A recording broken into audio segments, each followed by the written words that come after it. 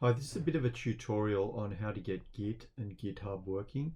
This is documented fairly well in the website under GitHub for Visual Studio.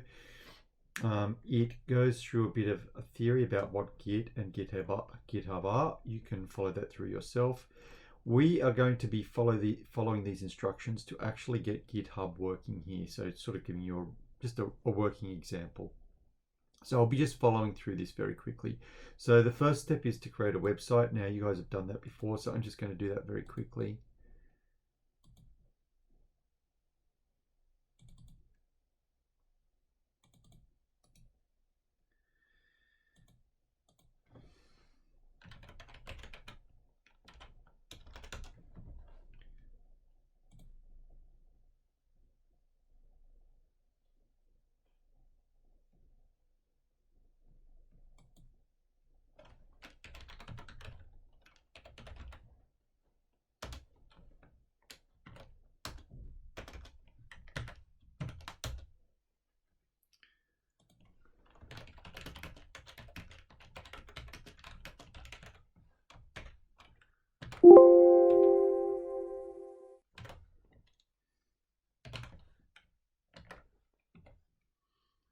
Okay, I've saved it and I've got a website there. So the next thing is to create a GitHub repository. So I need to log into GitHub. So I've already logged in. You at the beginning won't obviously have a login. You'll need to create a login. Oops, sorry, wrong address. github.com is where you need to go to. You'll obviously have to create an account, and once you've done that, you should come to a page that looks a bit similar to this. I've got a whole bunch of repositories already defined, but I'm going to click New, and I'm going to call my repository name the same as my folder name, so website 5. And everything's okay. I've got here a choice of public or private. I just leave it public. In other words, anyone in the public can see this. I go create. And what I get here is this string here that I'm going to want a copy of. So you can click on this little clipboard and that'll give you a copy. Now we need to go back to Visual Studio, and we can do most of the other stuff from Visual Studio. What I might do is I might put this document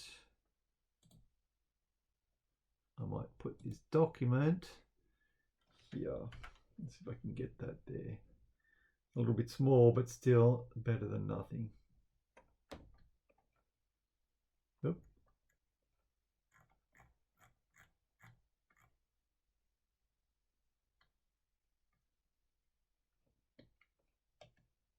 Seems it doesn't want to do it. Interesting. All right, so I've logged into GitHub, I've selected the new, I've made a repository, I've clicked private. Now I go to VSC and I go to the setup Git source control first. So I need to click on this little symbol here and I need to initialize repository. And you can see here there's a U, which means there's been a change and it hasn't been updated into the repository yet. Yeah. So I can click this, and this is a message saying what was the changes that I made, which in this case is initial coding.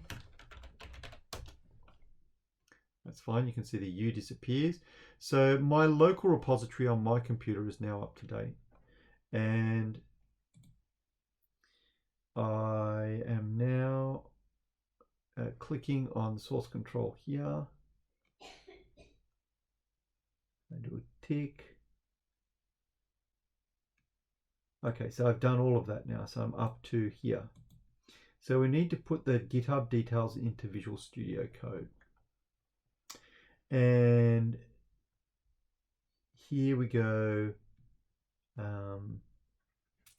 We need to click on the View Command Palette. So we go View Command Palette. This is while I'm still here in Source Control, and Add Remote. Now here it's prompting me for the URL. Now that's the thing that I copied from here, right? So if you've mucked up your clipboard or for whatever reason it's not there, you can recopy it.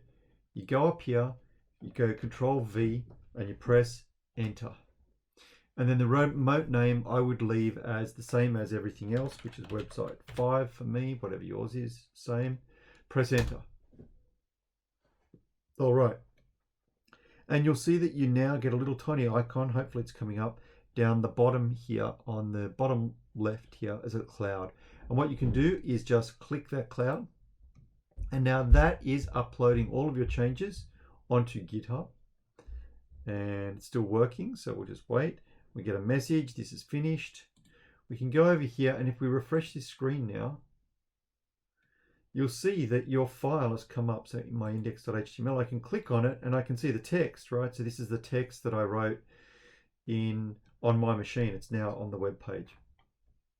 Okay, so I'll just maximize that.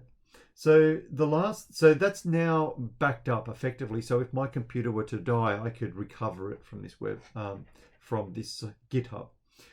One more interesting thing you can do, if you go settings and pages